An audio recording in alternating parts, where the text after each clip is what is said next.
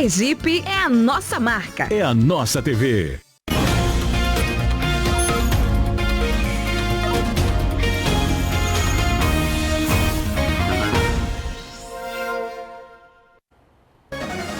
Olá, boa noite para você. Agora 7h11. O SE2 de hoje vai exibir uma reportagem especial. Nós ouvimos mulheres que denunciam pastores de uma igreja evangélica de Aracaju de assédio sexual e condutas inapropriadas para líderes religiosos. Esse é um dos destaques da edição de hoje. Mas o nosso primeiro assunto é a situação dos hospitais sergipanos que enfrentam superlotação. Unidades hospitalares públicas e particulares de Sergipe estão com dificuldades para adquirir medicamentos essenciais para o tratamento de pacientes com a Covid-19. Já teve hospital que precisou suspender o atendimento de urgência e emergência por causa disso. Desde o início de março, a busca por medicação do kit intubação para paciente Covid nesta unidade hospitalar tem sido diária. Só tem sido possível a compra de 50% da capacidade necessária. O trabalho tem sido no limite. Nós estamos aqui com há algum tempo já com um limite de medicações de insumos, tanto para o chamado kit intubação, quanto a manutenção dos pacientes, né? A falta geral em todo o Brasil, nós estamos acompanhando. Neste outro hospital da capital, com 30 leitos Covid, foi preciso suspender as cirurgias que não são de urgência, para não deixar de atender os pacientes com coronavírus. Nós estamos avaliando os estoques, avaliando a demanda e aí direcionando o medicamento para aquilo que não pode ser postergado. Estamos fazendo somente cirurgias de urgência e emergência e cirurgias onde a espera possa causar um prejuízo maior para o paciente. A unidade tinha uma compra de medicação já agendada, mas a entrega foi suspensa pelo fornecedor. Houve uma requisição pelo Ministério da Saúde dos medicamentos da indústria farmacêutica e também das distribuidoras nacionais. Então, os medicamentos que nós havíamos comprado não estão chegando aos hospitais. Então, a gente espera agora que o Ministério da Saúde, né, e as secretarias estaduais de saúde, elas façam essa distribuição do medicamento equânime e justa entre todos os hospitais. A readequação de protocolos tem sido muitas vezes a alternativa encontrada para driblar a falta. A situação em Aracaju no momento é que existe uma importante escassez. Às vezes não falta completamente o grupo dos neurobloqueadores. Você não tem o rancurônio e você tem outros. Mas vamos supor que a gente não tenha mais nenhum neurobloqueador no hospital. Existem outras medicações que podem ser adaptadas e utilizadas em doses diferentes que as usuais e que podem levar esse mesmo efeito. Segundo a Associação Brasileira dos Distribuidores de Medicamentos Especializados e Hospitalares, nos últimos 20 dias, a demanda aumentou numa proporção não esperada. Tem fugido tanto do controle que operadoras de saúde de outros estados começam a fazer contato para tentar a transferência de pacientes. Temos recebido telefonemas do Piauí, do Paraná, do Amazonas, como exemplo, em que nós, pedindo vaga de pacientes que estão nesses hospitais, tem sido diário esse tipo de contato com o nosso hospital. Em algumas unidades não teve alternativa. Foi preciso fechar leitos. Estamos com a urgência clínica para particulares e privados fechada, com seu atendimento suspenso. Estamos com grande dificuldade na compra de insumos hospitalares. São várias medicações que está muito difícil realizar a compra. Também está difícil realizar a compra de antibióticos, enfim, nada está fácil. Assim que conseguirmos estabilizar a parte de compra desses insumos, também reabriremos a unidade. Para quem tem a medicação como aliada, percebe que a situação está cada vez mais fora do controle. Nós médicos somos treinados para trabalhar com as medicações como aliadas. E quando você começa a ter uma diminuição dessas medicações, nos traz muito desconforto, porque isso pode em algum momento afetar o tratamento e a cura desses pacientes que estão sofrendo com essa pandemia em nosso país, em nosso estado. O governo do estado renovou pela segunda vez o decreto de calamidade pública em Sergipe por causa da pandemia do novo coronavírus. Isso permite ao Poder Executivo adotar medidas administrativas necessárias à situação. Hora de atualizar os números da pandemia em Sergipe. Foram registrados hoje 922 casos e 21 mortes pela Covid-19. Desde o início da pandemia, já são mais de 169 mil casos e 3.368 vidas perdidas desde o início da pandemia. Amanhã, Sergipe recebe uma nova remessa de doses da vacina contra a Covid-19. Ao vivo, Denise Gomes traz mais informações para a gente. Denise, boa noite para você. Boa noite, Suzane. Boa noite a todos. Isso mesmo, Suzane. Segundo uma nota enviada pela Secretaria de Estado da Saúde, o Ministério da Saúde confirmou agora à tarde o envio dessa nova remessa de doses da vacina contra a Covid-19 aqui para o nosso estado. Serão mais 46.300 doses da vacina, isso sendo 17.900 doses da AstraZeneca produzidas pela Fiocruz no Rio de Janeiro e 28.400 doses da Coronavac, que é produzida pelo Instituto Butantan em São Paulo. A previsão de chegada dessas doses aqui ao estado é às 3h45 da tarde desta sexta-feira. Agora, eu destaco também dados do boletim epidemiológico que foi divulgado pela Secretaria de Estado da Saúde em relação aos casos de incidência e também óbitos relativos à população idosa. A gente preparou, inclusive, até um telão para que vocês possam acompanhar esse levantamento, que é bem interessante. E esse levantamento ele aponta o seguinte, que 13,1% dos casos confirmados, isso desde o início da pandemia aqui no nosso estado, são de pessoas idosas. Os números mostram também que é a partir dos 60 anos que ocorrem mais mortes, sendo que dos 3.347 óbitos que foram registrados aqui no estado até ontem, 70,7% são de pessoas idosas. É por isso que nesse boletim a Secretaria da Saúde ela também reforça a importância da imunização a esse grupo prioritário, ou seja, das pessoas acima de 60 anos. Isso, de acordo com esse levantamento, isso só reforça essa importância para evitar justamente o agravamento e do quadro dos sintomas e, claro, esse número elevado de mortes que, infelizmente, a gente vem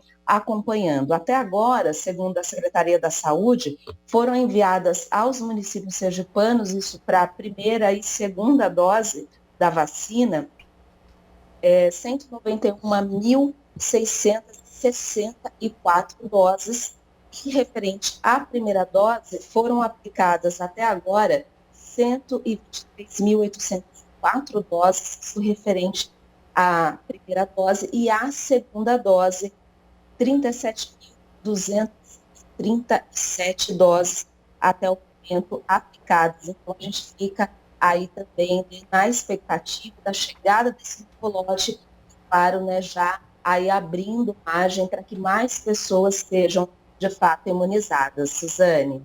Denise, muito obrigada por suas informações, uma boa noite e até amanhã. Bom, só uma correção, o estado registrou hoje 21 óbitos e não 22, como dissemos agora há pouco. No próximo bloco, a partir de amanhã, 60 profissionais estarão nos terminais de integração de Aracaju exclusivamente para organizar o embarque e o desembarque de passageiros. E ainda, Polícia Civil de Pernambuco cumpre 7 mandados de prisão no interior sergipano. Agora 7h20.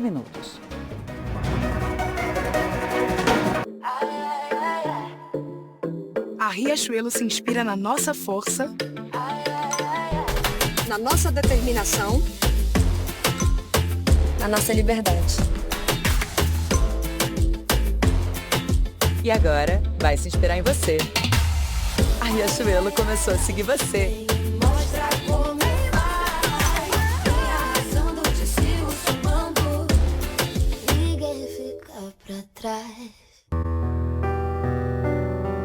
Ela era uma pessoa muito alegre, de bem com a vida. Era filha e era amiga. Pegava na mãozinha da gente assim, alisava, dizia, por que eu? Por que eu? Tem horas que eu estou em casa assim de noite, eu lembro dela, choro, e que não disse para ela, eu te amo. E eu queria muito ter dito isso também, eu lhe amo, minha irmã.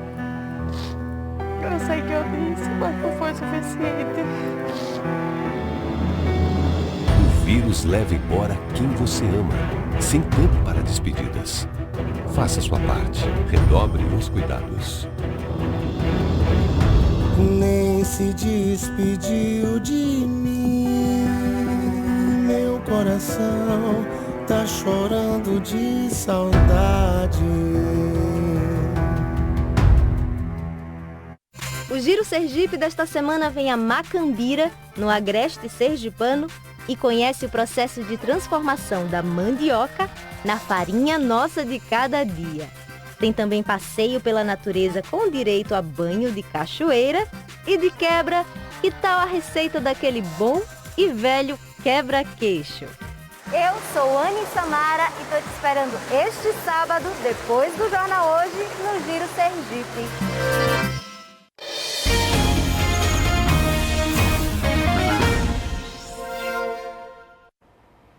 O policial penal que foi baleado durante tiroteio na penitenciária de São Cristóvão no último domingo recebeu alta hoje do Hospital João Alves Filho.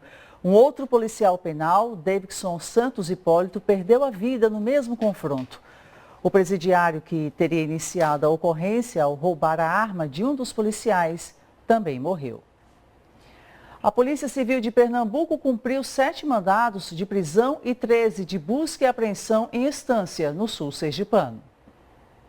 Nas primeiras horas da manhã, o helicóptero do Grupamento Tático Aéreo da Secretaria de Estado da Segurança Pública de Sergipe já sobrevoava a região do Abaís, onde algumas prisões foram efetuadas. Alvos da operação também foram encontrados no bairro Cidade Nova, em Estância. Segundo o delegado da Polícia Civil de Sergipe, Jorge Eduardo, foram 5 meses de investigação e, numa troca de informações com a Polícia Civil de Sergipe, envolvidos com roubos e homicídios praticados em Afogados da Engazeira, no sertão de Pernambuco, foram localizados em Estância, na região sul de Sergipe, onde a operação foi deflagrada.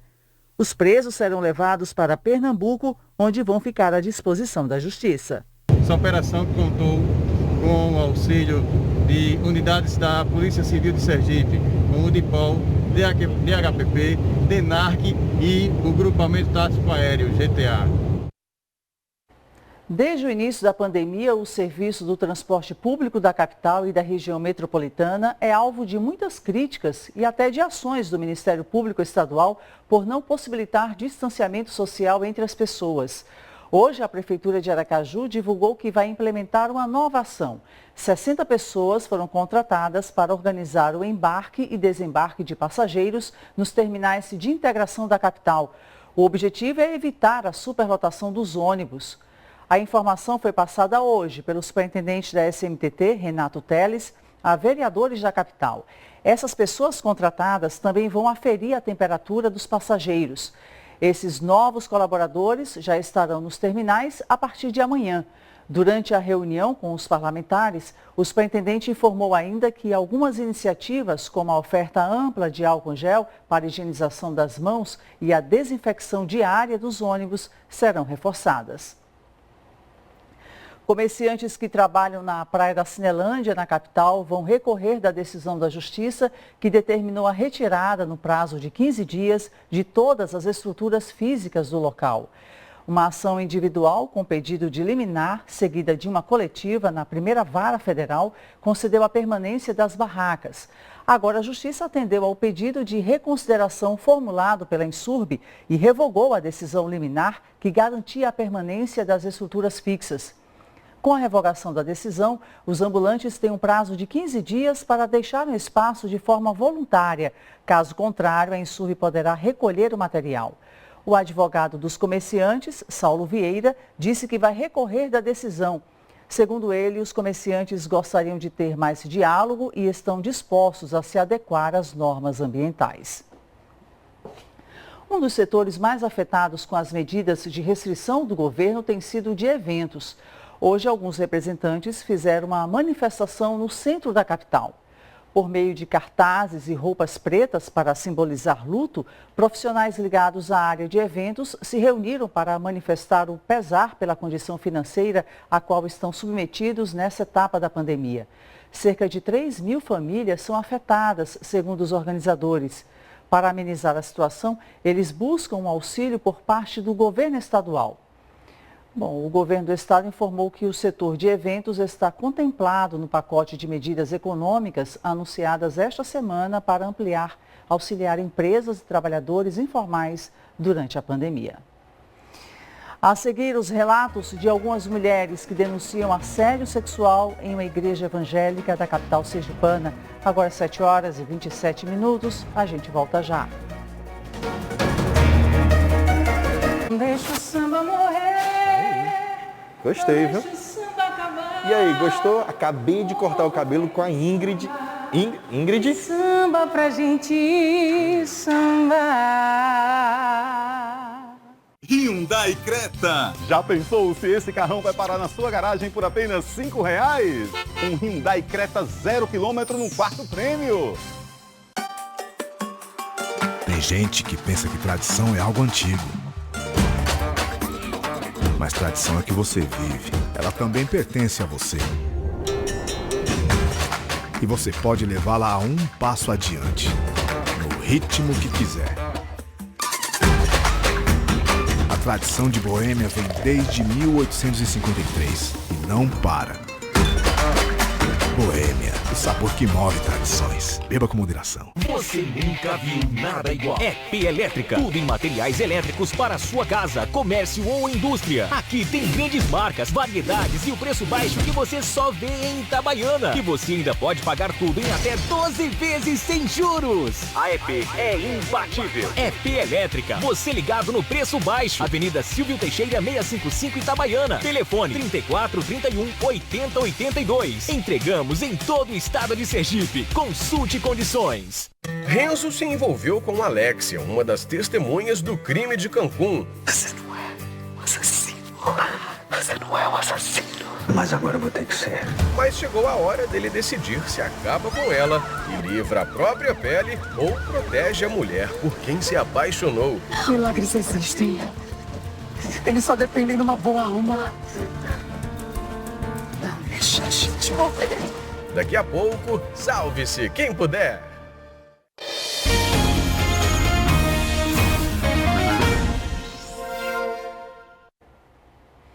O SE2 vai exibir agora uma reportagem sobre assédio sexual com relatos de mulheres que dizem ter sido vítimas desse crime.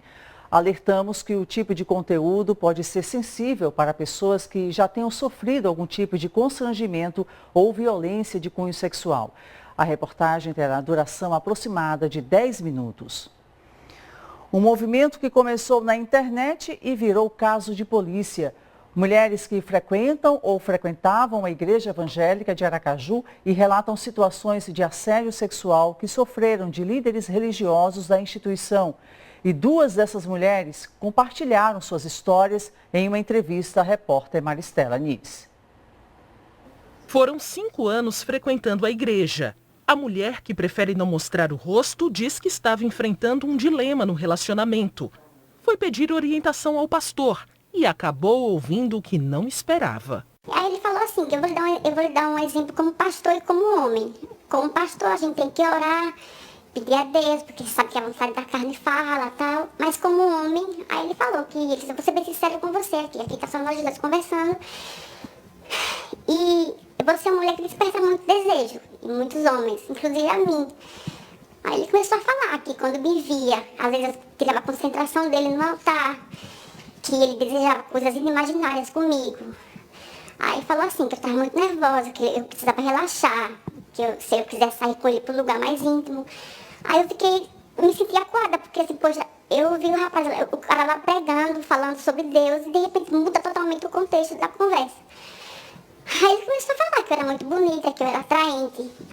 E nesse momento ele falava comigo que pedia para que eu olhasse para o membro dele, que ele estava alterado. E ele colocou a mão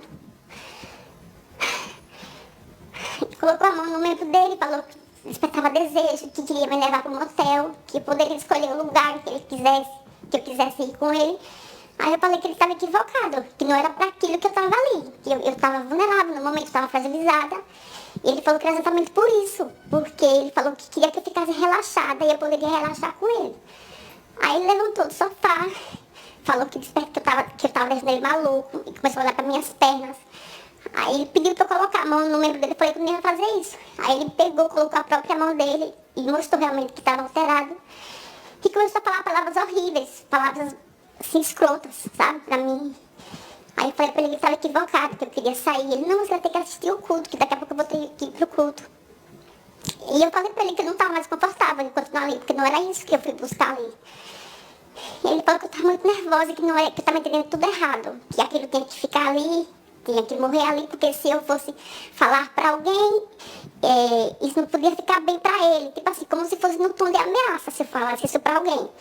E de lá pra cá eu até ia, continuando indo pra igreja, mas não me sentia mais confortável. Quando eu via lá em cima do altar pregando, eu só imaginava tudo que ele tinha falado pra mim. Aí foi quando eu falei pra ele que eu não ia continuar naquela igreja mais.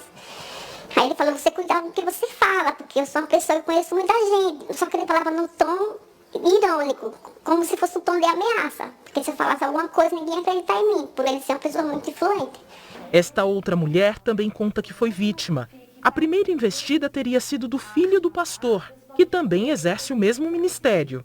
O aconselhamento que seria na igreja, segundo a mulher, teria sido marcado em outro local. Ele disse que a igreja estaria fechada e por isso seria melhor marcar no shopping, que era um local público, para não ter problema.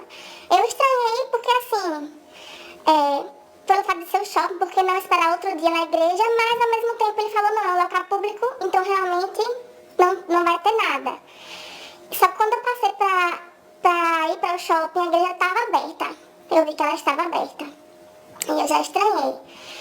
Quando eu cheguei no shopping, fiquei esperando, ele chegou e disse, vem pra cá pra porta.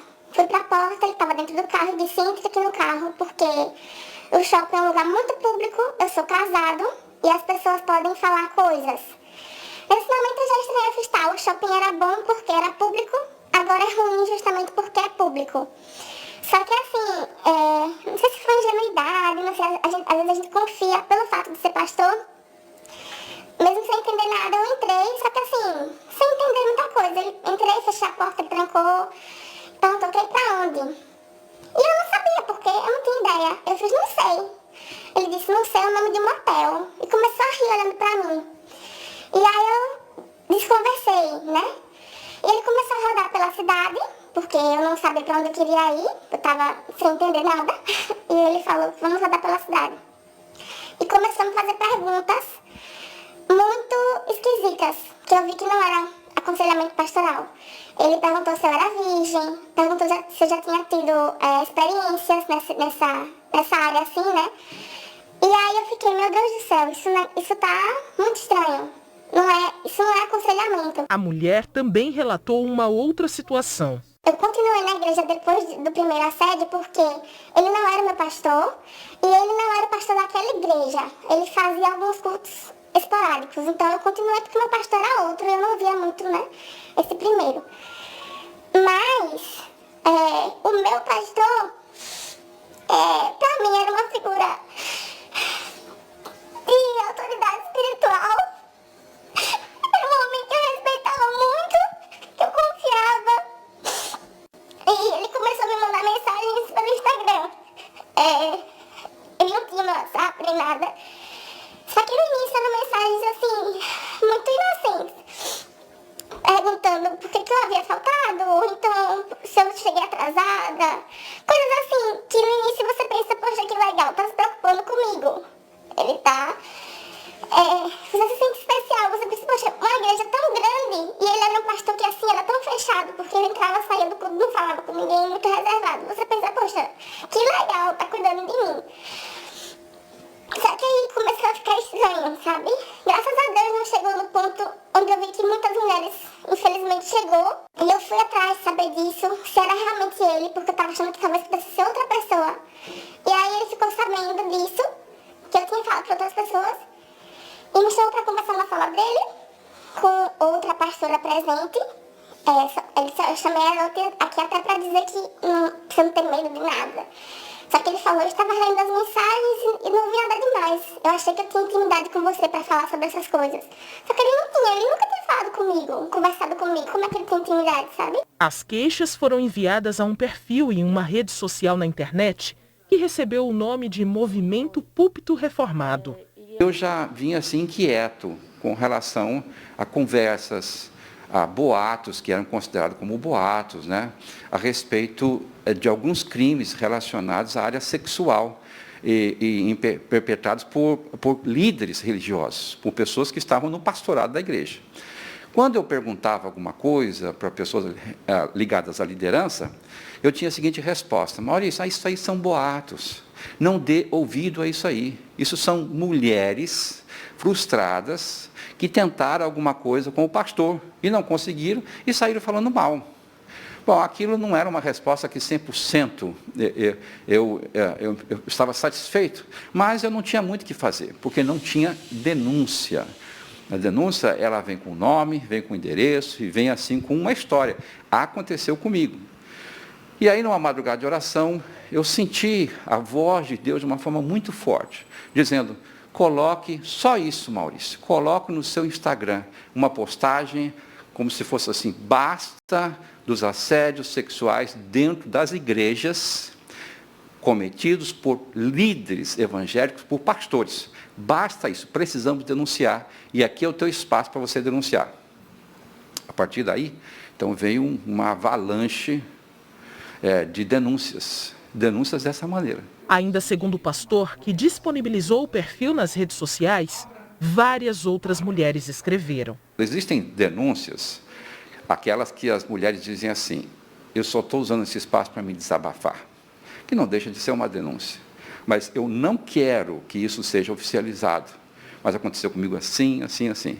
E existem as denúncias que dizem assim: pastor, se precisar, coloca até a minha cara. Eu vou até o fim com relação pelo dano que eu sofri. Pelo menos quantos relatos, então, de mulheres que entraram em contato, contando alguma história relacionada à postagem? Nós estamos na casa dos 50 relatos. 50 relatos. Quantos pastores citados? Até o momento, veja, houveram, assim, outros. Mas é como se em torno de dois líderes, ficassem como satélites ali, circundando esses dois, as denúncias. Então, algumas falam de alguma coisa que aconteceu, mas cai em um desses dois. Alguma coisa aconteceu assim, mas cai em um desses dois, né? Então, são dois nomes principais onde as denúncias estão centralizadas. O Departamento de Atendimento a Grupos Vulneráveis da Polícia Civil informou que recebeu a comunicação formal da denúncia de suposto assédio sexual de religiosos ligados a uma igreja evangélica. Um inquérito foi instaurado e as vítimas devem ser ouvidas. A investigação, coordenada pela delegada Mariana Diniz, corre em sigilo. Os nomes dos pastores e da igreja não foram confirmados pela polícia. As mulheres também preferiram não mencioná-los durante a gravação da reportagem. Mas nós seguiremos acompanhando o caso e atualizando sempre que necessário em nossos telejornais. Os relatos que vimos na reportagem mostram que comportamentos assim podem deixar tóxico qualquer ambiente de convivência social, seja uma igreja, um local de trabalho ou um clube social, por exemplo. Assédio sexual é crime. Em Sergipe, situações desse tipo devem ser denunciadas ao DAGV, que tem unidades em Aracaju, Nossa Senhora do Socorro, Lagarto, Itabaiana e Estância. Os números de telefone estão aparecendo agora aí na sua tela. As equipes do DAGV também são orientadas a encaminhar as vítimas para a rede de apoio do Estado, que inclui apoio psicológico. Nos municípios onde não há atendimento específico a grupos vulneráveis, a orientação é ligar para o Disque Denúncia, que é o 181. O SE2 fica por aqui. Outras notícias às 6 da manhã no Bom Dia Sergipe. Boa noite, saúde para você e até amanhã.